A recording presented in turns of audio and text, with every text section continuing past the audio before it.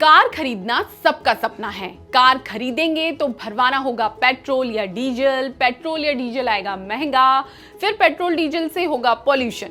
तो कार का सपना तो अच्छा है, मगर कार में पेट्रोल भरवाना और उससे प्रदूषण फैलाना एक ऐसा काम है जो शायद ना चाहते हुए भी कार खरीदने के बाद करना ही पड़ता है। अब इसका सॉल्यूशन लाई है सरकार, इथेनॉल कार।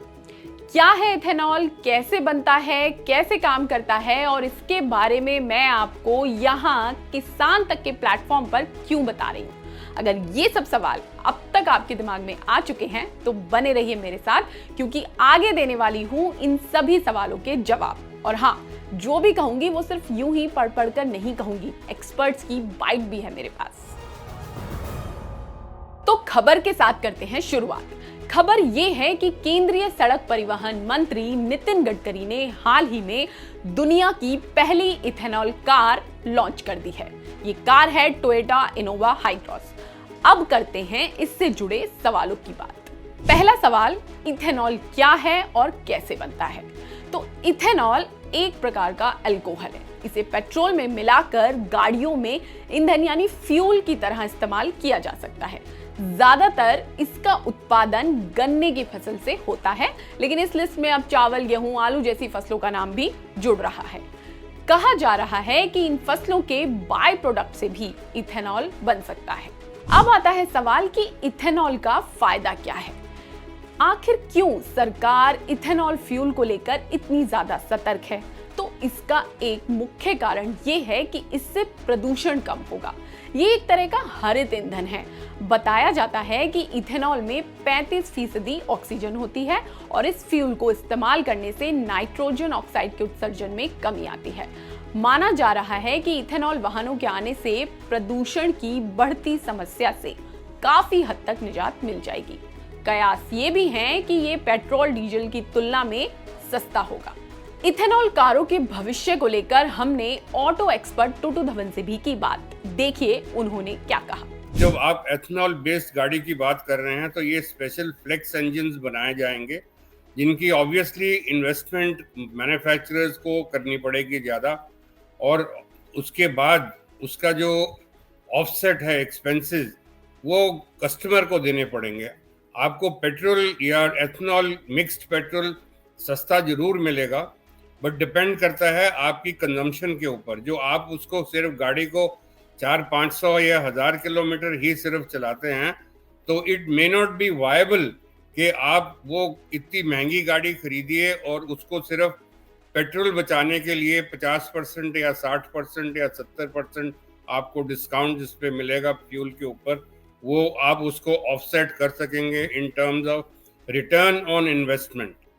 हमारी जो इंडियन इकोनॉमी ऑफ ऑटोमोबाइल्स है that works purely on return of investment, और जो भी हमारे जो मेजर कंज्यूमर्स हैं वो गाड़ी खरीदते हैं in the price range of 8 lakh to 20 lakh के अंदर, और 8 और 20 के अंदर आपको ऐसी इतनी एक्सपेंसिव गाड़ी नहीं मिलने की उम्मीद मेरी तरफ से। पोल्यूशन कम होने का तभी हो सकता है कि if it becomes viable to a common man.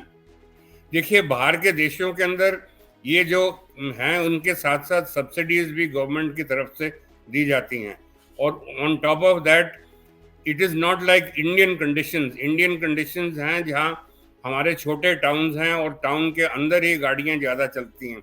बाहर होती हैं, they are long distance travelling, even to work they travel long distances, और वो शहरों के अंदर कम लोग रहते हैं, बाहर दूर ज़्यादा रहते हैं। और इसका मतलब है कि आप सुबह अपने काम पे जाएंगे 150-200 किलोमीटर दूर, और शाम को फिर वापस अपने 150-200 किलोमीटर दूर आएंगे।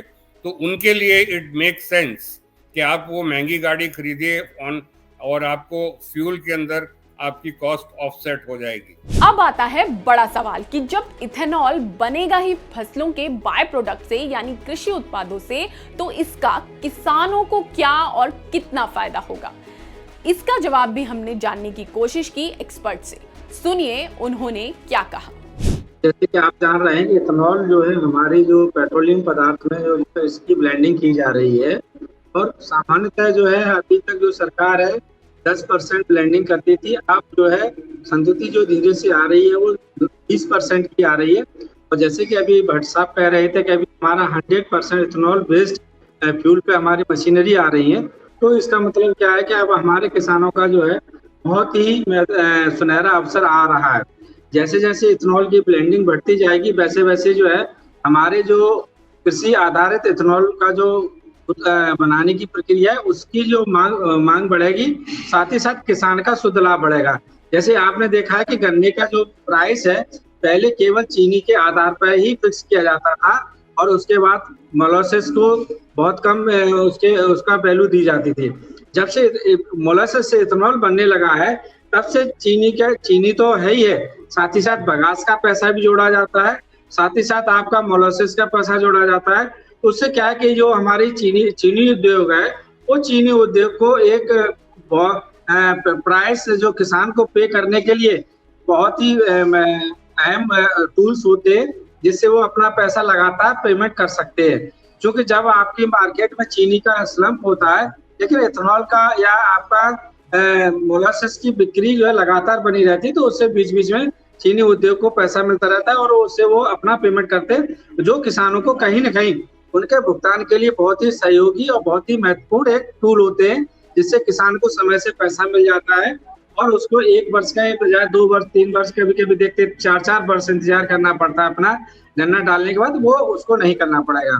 देश दुनिया से जुड़ी खेती किसानी की ऐसी ही और बातों से जुड़े एक्सप्लेन वीडियोस के लिए देखते रहिए किसान तक। अगर ये वीडियो आपको पसंद आया है तो इसे लाइक जरूर करें। अगर चैनल अभी तक सब्सक्राइब नहीं किया है तो कर लें और नोटिफिकेशन पाने के लिए बेल आइकन भी दबा दें।